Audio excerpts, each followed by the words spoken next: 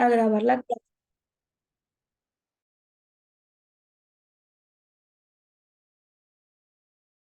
Vamos a comenzar a grabar la clase, sí, y a presentar pantalla acerca del material de la clase. Vamos a ver una clase bastante interesante que se trata sobre el origen de las especies. Esta historia es bastante interesante. También vamos a ver el lamarquismo, que todo esto se trata de la evolución, del origen de las especies, de cómo se fueron evolucionando, de la creación, de la actualidad. Pero primero vamos a ver un video para empaparnos en el tema y ya después vamos con la explicación. Así que por favor presta mucha atención. Me avisas si cuando apago el micrófono no escuchas el video. Tenemos el placer de presentarte un libro esencial en el área de las ciencias naturales que marcó un antes y un después en la comunidad científica mundial. Así que no te despegues de la pantalla porque estamos seguros que lo vas a disfrutar.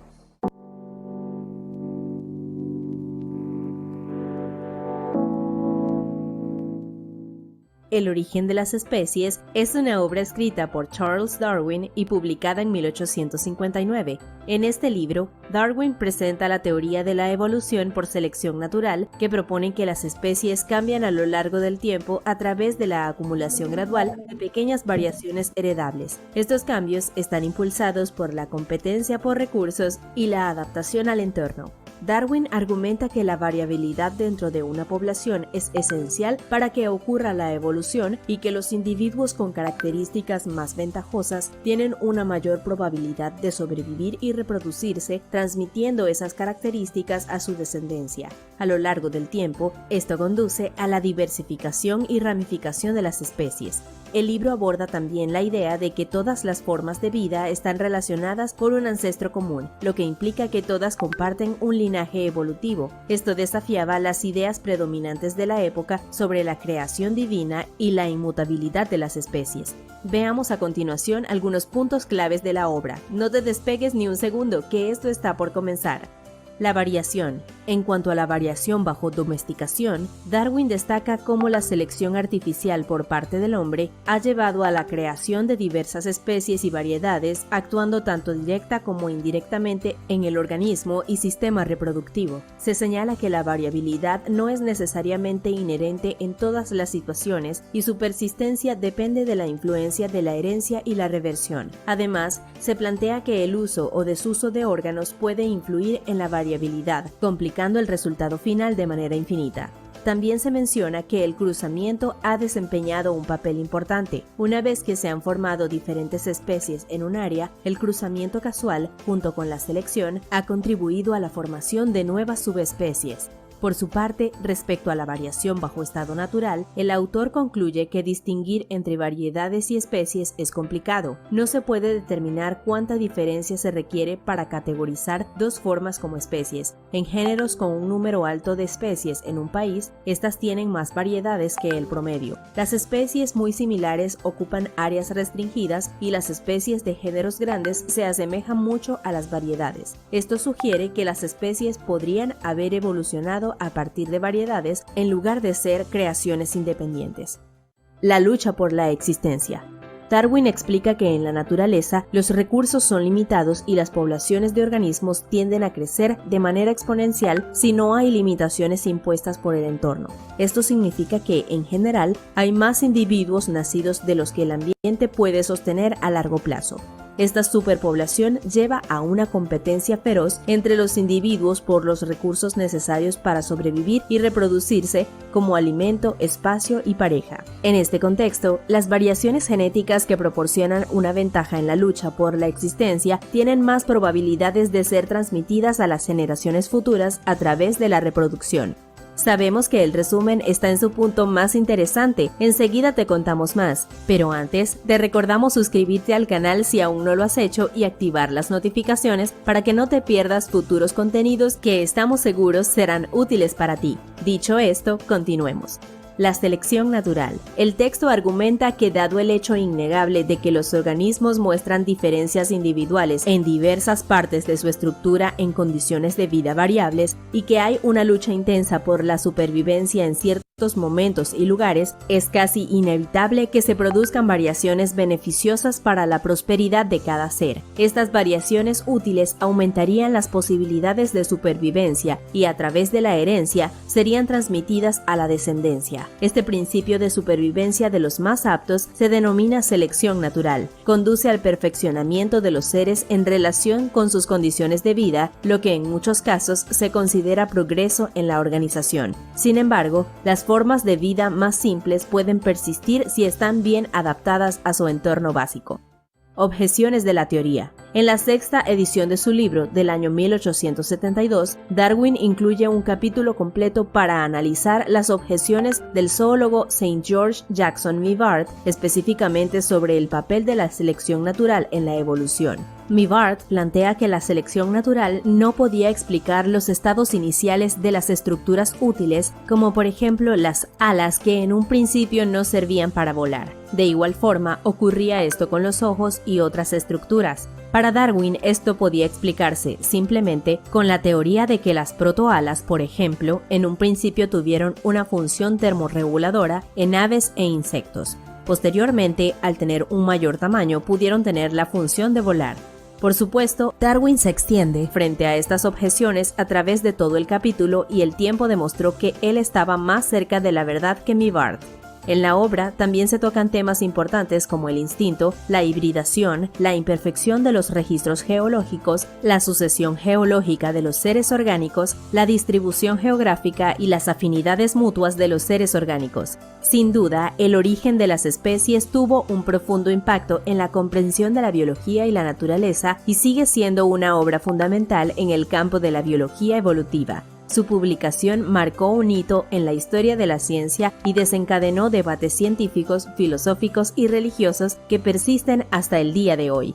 Somos Infolibros. Si deseas ver más resúmenes animados de los mejores libros, suscríbete a nuestro canal. Si te gustó este video, dale me gusta y compártelo para que más... Ya, listo. Este es un video un poquito extenso, pero bastante interesante acerca del origen de las especies. También es bastante completo. Ahora vamos a comenzar, por favor, enciendan sus cámaras, Carla, Abigail. Vamos a comenzar explicando qué nos quiere decir. Desde la antigua Grecia hacia nuestros actuales días, hacia la actualidad, la búsqueda por comprender la diversidad de la vida siempre ha sido lo más hermoso, lo más cautivante para los científicos de todas las épocas, actualmente y en el pasado. En la antigua Grecia, pensadores como Anaximandro se cuestionaban el origen de las especies. Sin embargo, recientemente, entre los siglos XVIII, siglo XIX, incluso siglo XX, cuando el debate cobró mayor impulso, dando lugar a diversas teorías, algunas más acertadas que otras, pero algunas no eran tan acertadas ni se las tenía tanta confianza por las creencias religiosas, porque involucraban mucho a Dios y entonces esto ya para ellos perdía sentido. ¿Por qué? Porque era fanatismo, pero no significa que no tenían que ser válidas. Vamos a ver dos teorías, el fijismo y el catastrofismo. Esto es un enfoque creacionista. Ambas teorías se basan en la interpretación literal de la Biblia, considerándose que teorías creacionistas. Sostenían que todas las especies existentes fueron creadas por Dios en un acto divino y que han permanecido sin cambio desde entonces. La teoría fijista afirmaba que las especies son inmutables y que no han experimentado cambios de su creación. Ahí viene ya algo que no se puede confiar de esta teoría, ya que es obvio que los humanos han tenido muchos avances que aún se pueden ver. No podía explicar la presencia de fósiles de especies debido a las distintas tipos de religiones que existían. Por ejemplo, encontraban un fósil de lo que sea y ellos decían, no, no, eso es parte de la naturaleza. Eso no tiene nada que ver con el pasado. Y también ese es otro punto por el cual no está tan apegado a esta teoría, porque decían cosas sin sentido. Ahora vamos con la teoría catastrofista. Esta proponía que las extinciones de algunas especies se daban por catástrofes bíblicas. Estas catástrofes, según la teoría, explicaban la existencia de los fósiles de las especies que ya se habían extinguido, como por ejemplo los dinosaurios. George, George Cuvier, un reconocido naturalista francés, fue un firme defensor de esta teoría. Es decir, eh, con el tiempo estas teorías se vieron desafiadas por nuevas observaciones y nuevos descubrimientos científicos. La falta de evidencias que las respaldara y su incapacidad para explicar la diversidad de la vida las llevaron a ser reemplazadas por teorías más sólidas y basadas en evidencias, en algo que diga, ¿sabes qué? Yo vi un mouse y te lo presento, aquí está el mouse. Es así como se tenía que hacer, como se tiene que hacer actualmente. Ahora, necesito que ustedes recuerden que la ciencia es un proceso continuo de búsqueda y que mejora el conocimiento, pero es decir, es un proceso continuo que va y sigue, jamás se estancan. Las teorías científicas se basan en evidencia y observaciones, que estas están a sujetos de revisión y cambian a medida que se adquiere nueva información. Para las teorías científicas es importante mantener una mente abierta y también una mente crítica para explorar las teorías. No hay que cerrarse, así como las teorías del creacionismo y que se apegaban demasiado a Dios. Se acaba de salir Nicole. Por favor, Abigail, ¿me ayudas leyendo este párrafo? Ya, Mies. La marca, ya. Es la teoría que toma el nombre de Jean-Baptiste de Monnet, caballero de la Lamarck en 1809. Lamarck publicó su obra Filosofía zoológica, considerada la primera teoría evolucionista de la historia científica moderna. Las teorías evolucionistas son aquellas teorías que proponen la diversidad actual de las especies como fruto de cambios sucesivos en especies anteriores. Muchas gracias, Abigail. Nicole, ¿me ayuda, por favor? Carla, disculpa. Ayúdame leyendo el siguiente párrafo.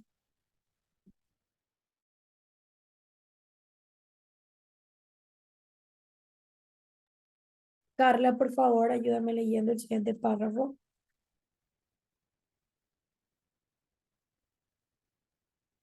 Ok, creo que Carla tiene problemas de internet ya que se salió y volvió a entrar. Entonces, como Carla no lo puedo leer, lo voy a leer yo. La teoría de Lamarck se puede resumir en los siguientes tres puntos. Todas las especies actuales proceden de otras especies anteriores, a partir de las cuales se han originado mediante cambios sucesivos. Estos cambios se han producido por un esfuerzo intencionado de los organismos, dirigido a mejorar ciertas cualidades. Estas cualidades mejoradas serán los llamados caracteres adquiridos. Los caracteres adquiridos a lo largo de la vida de un organismo que resultan beneficiosos pasarán a sus descendientes. Vamos a ver qué nos quiso decir la lectura con esta pequeña, este pequeño párrafo. La búsqueda por comprender el origen de la diversidad de las especies ha sido una lucha constante para los científicos.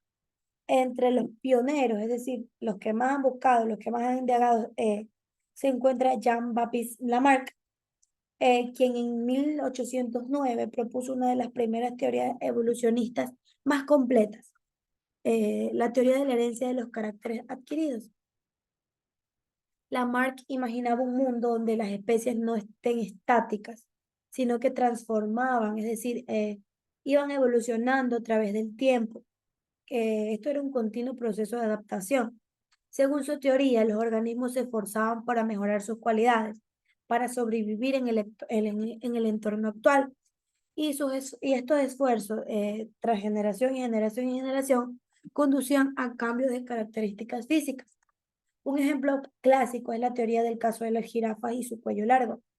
Lamarck creía que las jirafas ancestrales tenían cuellos cortitos, pero al estirarse para alcanzar las hojas más altas, su cuello se alargaba. Este alargamiento de cuello fue adquirido durante la vida de las jirafas, que se transmitía a las crías, dando lugar a las jirafas de cuello largo que conocemos hoy en día.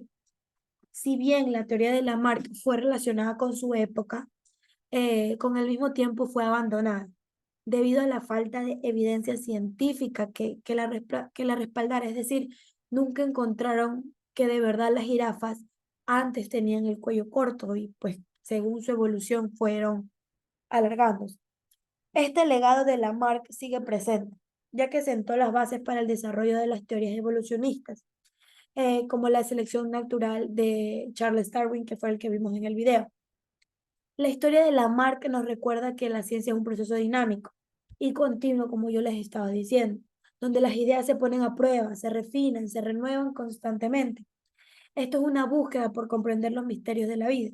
La mente abierta y la crítica son herramientas esenciales para avanzar en el conocimiento, más si hablamos de biología, de ciencia, de pasado. Como pueden ver aquí en el libro tenemos el mejor ejemplo que acabamos de dar de las jirafas.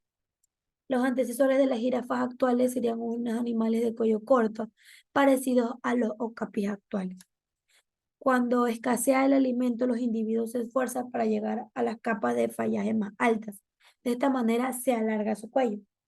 El carácter cuello largo pasa a los descendientes, que a su vez alargarán más el cuello y así sucesivamente hasta la jirafa actual.